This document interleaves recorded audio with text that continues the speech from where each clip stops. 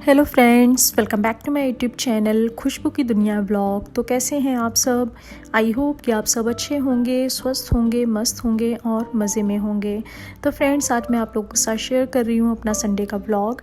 तो कल मॉर्निंग में हम सो के उठे 9 बजे, क्योंकि सैटरडे हमने करी थी पार्टी और हमें काफ़ी लेट हो गया था। सोते सोते हमें बज गए थे 3। तो नींद तो ज़्यादा पूरी नहीं हो पाई थी हमारी, तो उठते उठते 9 बज गए थे हमें। देन उसके बाद में फिर मैंने बनाया ब्रेकफास्ट। तो ब्रेकफास्ट में मैंने बनाया मैक्रोनी, और लंच के लिए तो इतना कुछ खास मुझे नहीं बनाना है, क्योंकि कल पार्टी में भी कुछ आइटम ऐसे थे जो कि मेरे बच गए थे, जैसे दाल मखनी, शाही पनीर वगैरह थोड़ा सा बच गया है। तो अभी दिन में मैं देखूँगी अगर मुझे कोई सब्ज़ी वगैरह बनानी है। तो फ़िलहाल अभी तो मैं बना रही हूँ मैक्रोनी, और इसके लिए मैंने डाला है 2 टेबलस्पून ऑयल और 6 से 7 कलियाँ मैंने डाली हैं लहसुन की, और लहसुन को अच्छे से हम गोल्डन ब्राउन कर लेंगे। फिर मैंने इसमें डाला है 1 मीडियम साइज़ का प्याज और 2 कटी हुई हरी मिर्चें और 3 कटे हुए टमाटर। सारी चीज़ों को डाल के मैंने मिक्स कर दिया है, और इसमें मैंने डाला है सॉल्ट टेस्ट के अकॉर्डिंग। और साथ ही में मैं बना रही हूँ चाय, क्योंकि वेदर अभी काफ़ी अच्छा हो गया है। मॉर्निंग और इवनिंग में अच्छा खासा वेदर होता है। दिन में हल्की फुल्की धूप आ रही है, बट गर्मी इतनी ज़्यादा नहीं हो रही है।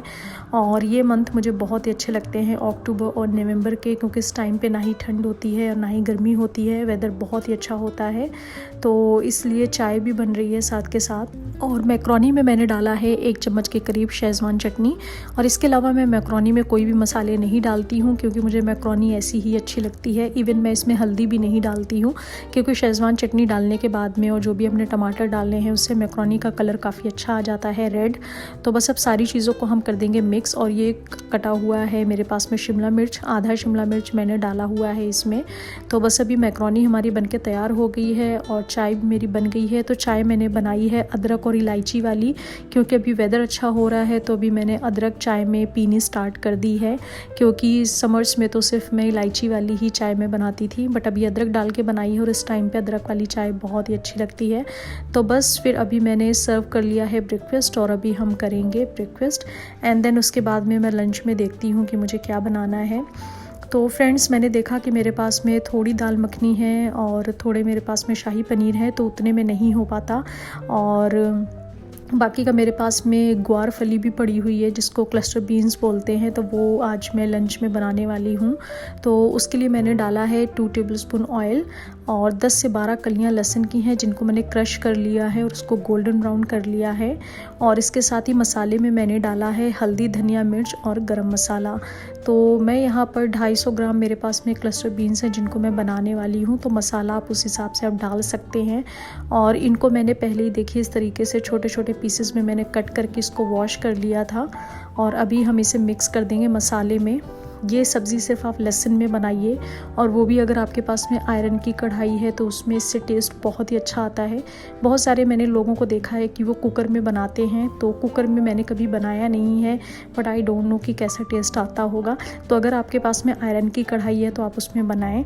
तो जब तक मेरी सब्ज़ी पक रही है तब तक साइड बाय साइड कुछ क्रॉकरीज़ हैं जो कि कल रात को हमने यूज़ करी थी। काफ़ी सारे बर्तन मेरे निकल आए थे और बहुत सारे बर्तन हो गए थे। तो 2 बजे तो इनके फ्रेंड्स वगैरह गए, एंड देन उसके बाद में फिर मैंने बर्तन वगैरह धुले। तो आधे घंटे में मैंने बर्तन वगैरह धो लिए थे। फिर सोते सोते बज गए थे 3। तो अभी बर्तनों का सारा पानी वगैरह निकल गया है। तो अभी मैं इनको लगा रही हूँ रैक्स में, क्योंकि ये ग्लासेस वगैरह इतनी डेलिकेट होती हैं कि अगर वो उसमें पड़ी रहेंगी बास्केट में तो टूटने का भी डर रहता है। तो इसलिए भी सारी क्रॉकरीज मैं अपनी कर दूँगी सेट। और इसके अलावा फ्रेंड्स, जैसा कि आने वाली है दिवाली, तो बहुत सारे काम हैं सर पर, बहुत सारी चीज़ें करनी हैं। और मैं वही सोच रही हूँ कि किस तरीके से मैं अपना स्केड्यूल बनाऊँ कि मेरे जो भी दिवाली की क्लीनिंग है वो सारी अच्छे से हो जाए। क्योंकि अभी मैं ट्रिप से भी होके आई हूँ, उस टाइम पे भी मैंने छुट्टियाँ ली थी। वैसे छुट्टियों की कोई दिक्कत तो है नहीं, लेकिन फिर भी काम भी इतना सारा होता है ऑफिस का, वो भी खुद को ही करना है। तो इसलिए मैं सोच रही हूँ कि अपने काम को मैं किस तरीके से मैनेज करूँ। तो मैंने सोचा है कि हर दिन कोई एक काम मैं लूँगी। जैसे किसी एक दिन मैंने फ्रिज और माइक्रोवेव मैंने मैंने क्लीन कर लिया, एक दिन पूरे किचन की सफाई कर ली। तो इस तरीके से मुझे मॉर्निंग और इवनिंग में 1-2 घंटे निकाल के इस तरीके से मुझे क्लीन करना होगा, क्योंकि दिवाली के लिए सिर्फ 1 हफ़्ता बचा हुआ है और अभी मेरी सफाई बिल्कुल भी नहीं हुई है घर की, जो कि मुझे करनी होगी। तो सब्ज़ी देखिए बिल्कुल हो गई है बन के तैयार, और जस्ट अब लंच में हम बनाएंगे रोटियां, क्योंकि कल हमने नान वगैरह ये सारी चीज़ें खाई थी और वो हमने बाहर से नान ऑर्डर करी थी, तो कुछ भी बचा नहीं था, तो सारी चीज़ें ख़त्म हो गई थी। तो अभी फिर रोटी ही बनाएंगे गर्मा गर्म। तो उससे पहले मैं क्लीन कर रही हूँ अपना किचन वगैरह, बिकॉज सब्ज़ी तो मैंने बना के रख दी है, और सारी क्लीनिंग करने के बाद में मैं लूँगी शार, एंड देन उसके बाद में मैं बनाऊँगी रोटी।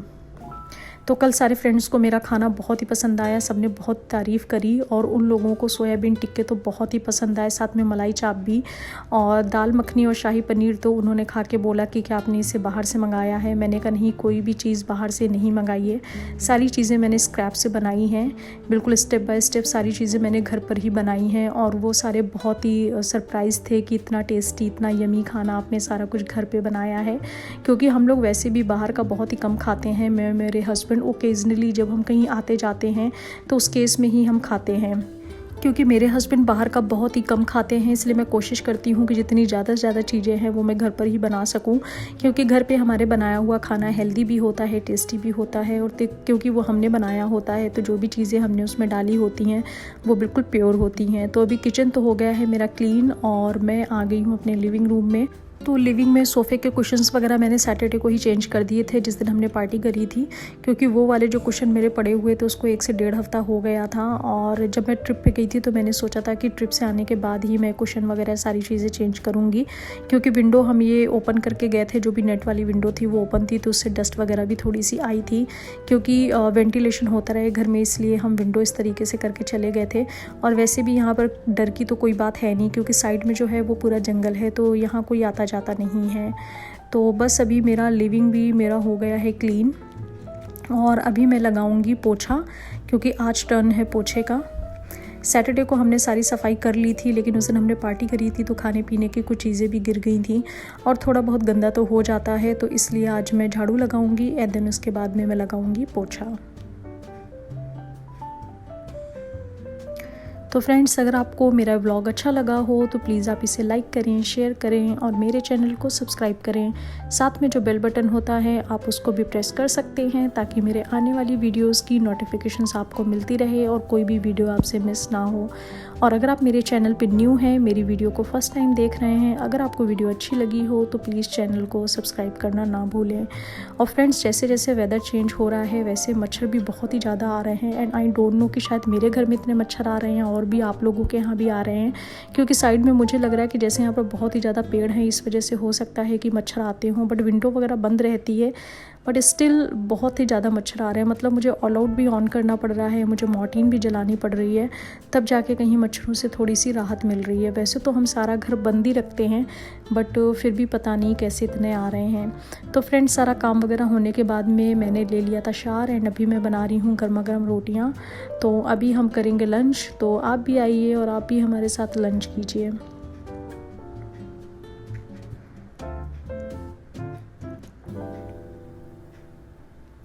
और जैसा कि दिवाली आने वाली है, तो दिवाली में कपड़ों की तो ऐसी मुझे कोई शॉपिंग करनी नहीं है, क्योंकि मेरे पास में काफ़ी सारी ड्रेसेस ऐसी पड़ी हुई हैं कि जिनको मैंने एक बार ही पहना है और उसके बाद दोबारा मैंने उनको नहीं पहना है। तो मैं उनमें से ही कोई एक ड्रेस मैं निकालूंगी और मैं उसे पहनूंगी, बिकॉज़ करवा चौथ पे में तो अभी मैंने न्यू ड्रेस लिया था। तो मेरे हस्बैंड बोल रहे थे कि मैं दिवाली पे नया ड्रेस आपको दिला देता हूँ, बट मैंने उनको मना कर दिया कि एटलीस्ट जो पड़े हुए हैं वो मैं पहले पहन लूँ। तो अभी मैं उसमें से ही पहनूंगी, और मैं क्या पहनूंगी वो भी मैं आप लोगों को दिखाऊंगी। तो फ्रेंड्स, दिन में लंच वगैरह तो हमने कर लिया था और सारे काम वगैरह भी हो गए थे। फिर 3 से 4 घंटे रेस्ट करने के बाद में शाम को मैंने बनाई कॉफ़ी, क्योंकि मॉर्निंग में हमने पी थी चाय, तो हस्बैंड ने बोला कि शाम को कॉफ़ी पीते हैं। तो इसके लिए मैंने 1 से 1.5 कप के करीब मैंने दूध लिया है, मैंने इसमें पानी नहीं डाला है, और हाफ़ टेबल स्पून मैंने इसमें डाली है शुगर, और 3 पाउच मैंने लिए हैं नेस्कैफ़े कॉफ़ी के, जो कि मैंने इसमें डाले हैं। और क्योंकि कॉफ़ी थोड़ी सी स्ट्रॉन्ग हमें अच्छी लगती है और मीठी हमें कम अच्छी लगती है, तो मैंने उस हिसाब से कॉफ़ी बनाई है।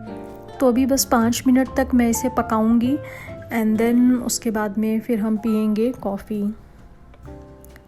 तो वैसे कॉफ़ी को जो फेंट के भी मैं उस तरीके से भी बनाती हूँ, बट अभी क्योंकि मन नहीं था मेरा तो मैंने सोचा कि फ़टाफ़ट इस तरीके से बना लेती हूँ।